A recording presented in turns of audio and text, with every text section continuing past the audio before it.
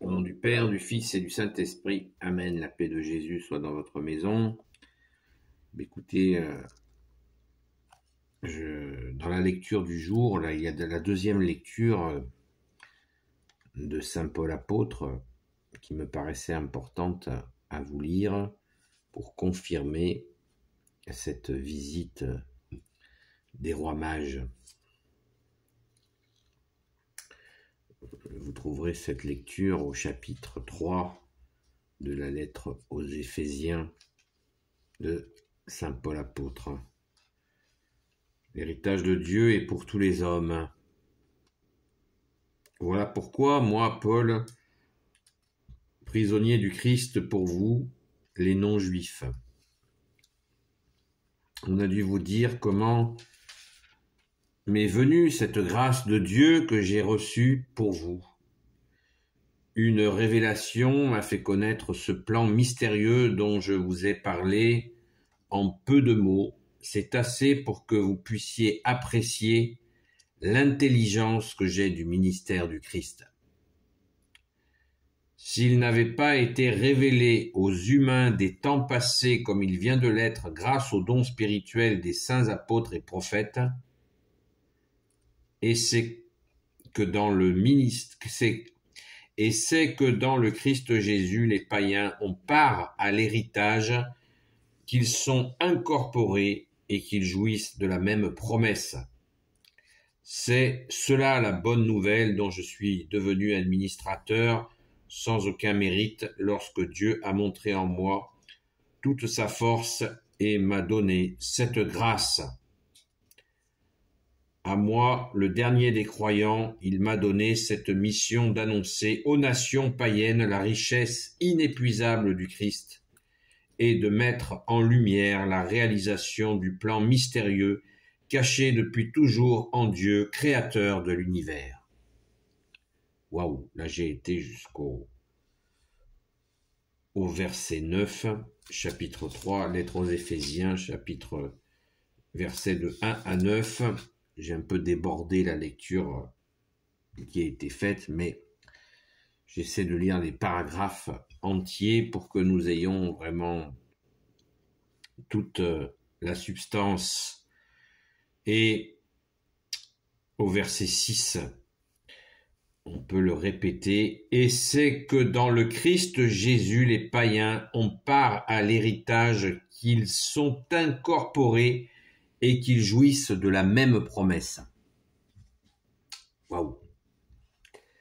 Je pense que, vous voyez, les rois mages étaient des païens et leur venue est la démonstration de ce que saint Paul dit.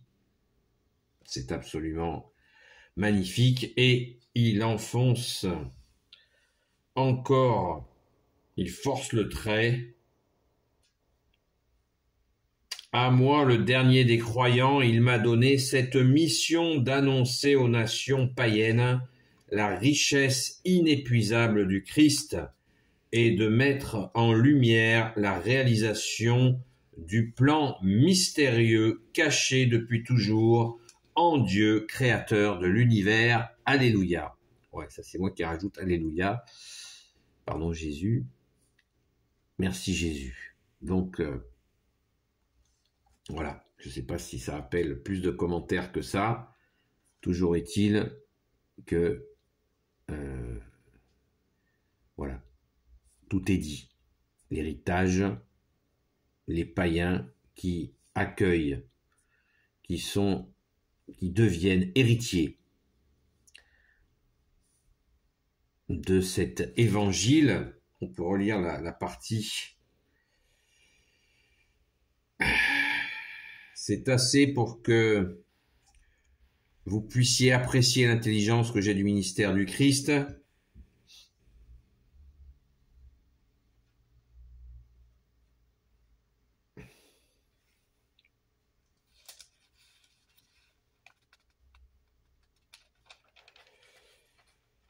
Je cherche le verset 5, Verset 5, il n'avait pas été révélé aux humains des temps passés comme il vient de l'être, grâce aux dons spirituels des saints apôtres et prophètes.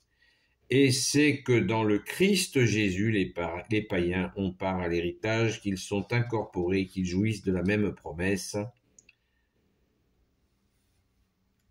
Donc, par l'Évangile, la richesse inépuisable du Christ. C'est magnifique, alléluia, merci bien-aimé Jésus, merci au grand Saint Paul d'appuyer, c'est même pas forcer le trait puisque c'est la vérité, c'est vraiment appuyer cette vérité puissante. Merci Jésus, que les païens ont accès à l'héritage en accueillant Jésus le Christ Jésus. Alléluia. Donc je pense que nous avons encore à méditer sur cette question qui est absolument essentielle d'avoir. En accueillant Jésus, nous recevons l'héritage de la vie éternelle de ton Père Jésus, de notre Père.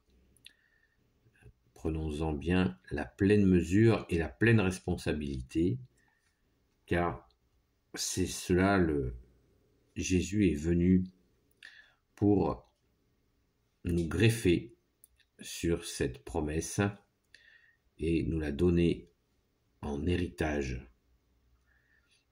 Et cela se fait par notre saint baptême catholique. Alléluia. La paix de Jésus soit dans votre maison. À très vite.